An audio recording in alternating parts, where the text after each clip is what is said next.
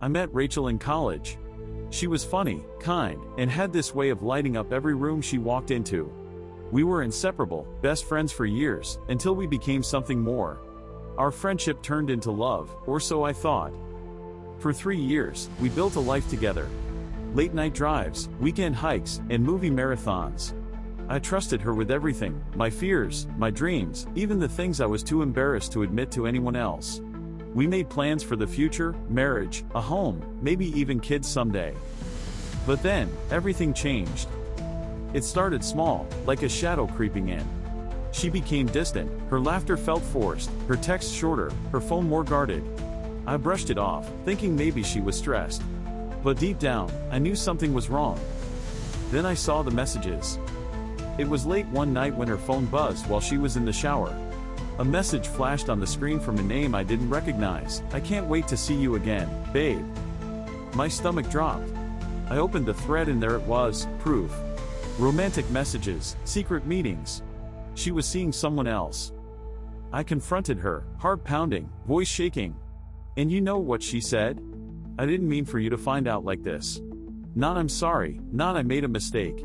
Just that." She packed her things and left 2 days later.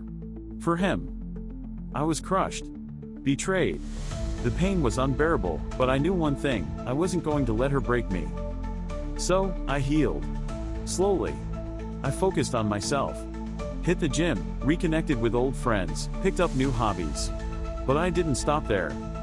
See, Rachel was working at this high-end marketing firm downtown, and by pure chance, or fate, I landed a freelance gig with their biggest competitor 6 months later. I had skills, and I knew I could make an impact. What started as a job became something more when I overheard a conversation at a networking event. Rachel's firm had just landed a major contract, one that my new employer had been chasing for months. So I got to work, not out of spite, but to prove something. I helped my company put together a campaign so bold, so creative, it turned heads across the industry.